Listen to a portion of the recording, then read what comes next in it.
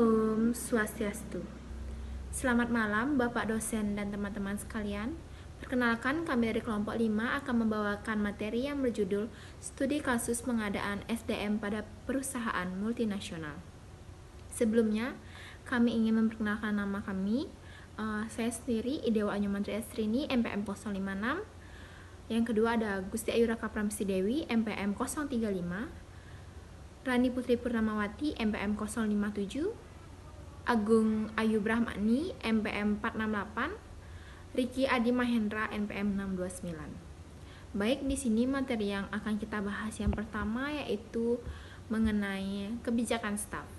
Kebijakan staf berkaitan dengan seleksi karyawan.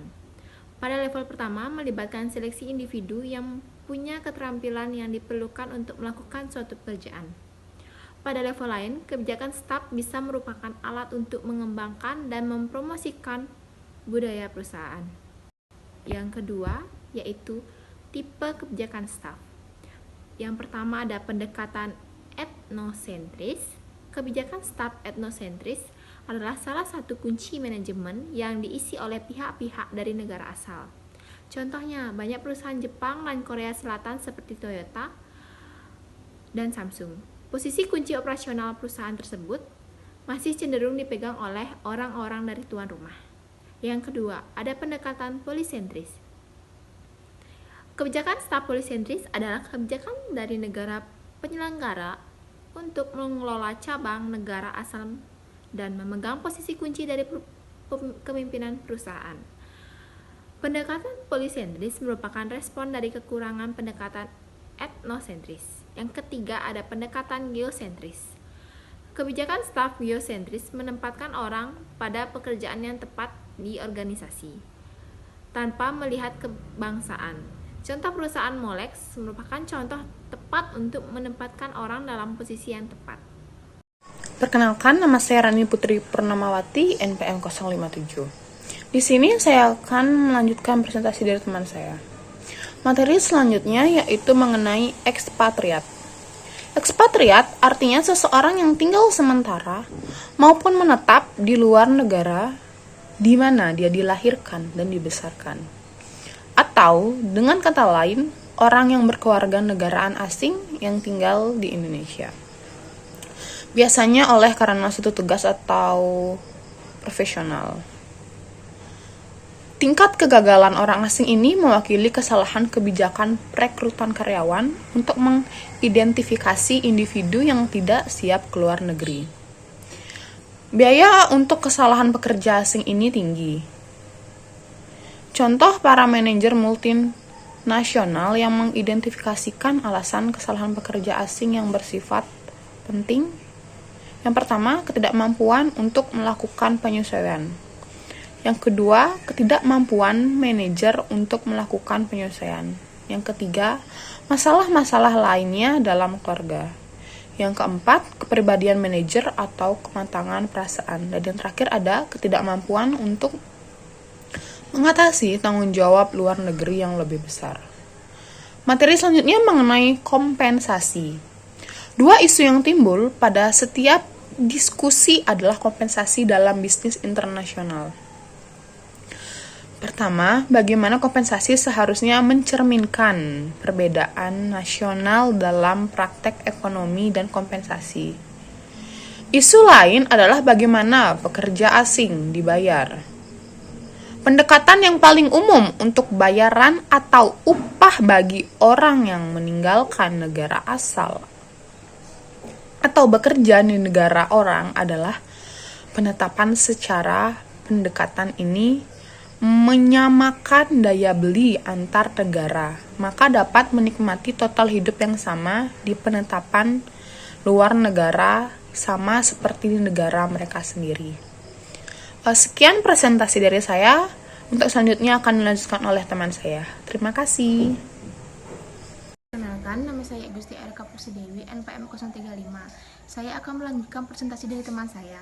Yang berikutnya ada kompensasi. Sebagai tambahan pendekatan ini menyediakan insentif keuangan antara penempatan tugas yang berbeda. Komponen yang timbul bagi kompensasi pekerja asing adalah gaji pokok, pelayanan pekerja asing, pinjaman dari berbagai jenis, perbedaan pajak dan keuntungan. Yang pertama ada gaji dasar. Secara normal, gaji dasar di suatu negara akan sama dengan gaji yang ada di negara asing. Gaji normal dibayar dalam mata uang asing atau di dalam mata uang lokal. Yang berikutnya ada jasa premi asing. Jasa premi asing adalah tunjangan khusus bagi orang yang meninggalkan negara asal atau bekerja di negara asing. Yang berikutnya ada perpajakan. Jika suatu negara penyelenggara mempunyai suatu perjanjian timbal balik dengan orang yang meninggalkan negara asal di negara tuan rumah, orang yang meninggalkan negara asal mempunyai kewajiban untuk membayar pajak dan untuk tempat tinggal kedua pemerintah di negara tuan rumah. Yang berikutnya ada pinjaman. 4 jenis pinjaman sering tercakup dalam sebuah kompensasi bagi orang yang meninggalkan kewarganegaraannya. Yang pertama, suatu pinjaman dibayar ketika orang yang meninggalkan kewarganegaraan ditempatkan pada suatu penempatan yang sulit.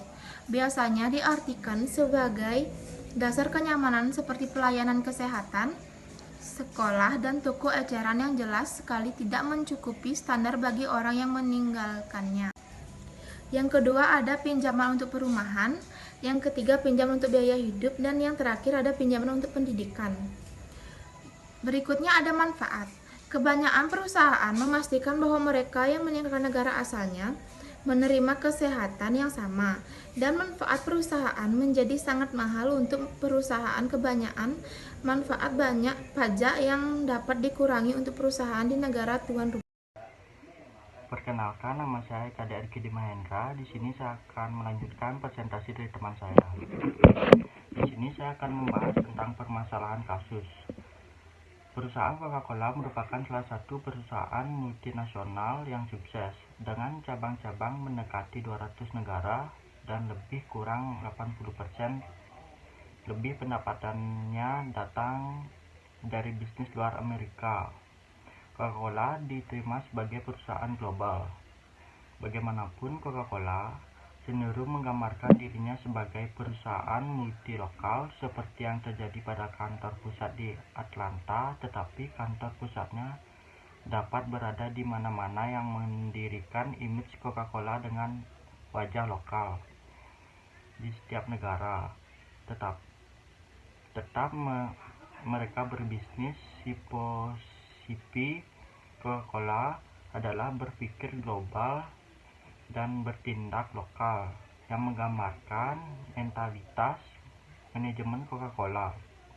Strategi bisnis utama Coca-Cola adalah kebebasan meniru operasional yang cocok sesuai dengan tingkah laku dari pasar sasaran. Pada saat yang sama, perusahaan mencoba membangun pada pola pikir yang sama tentang pembagian karyawan. Perkenalkan, nama saya Gusti Agung Ayu Brahmi Wintia Andini, NPM 19321211468. Di sini saya akan melanjutkan presentasi dari teman saya. Permasalahan kasus.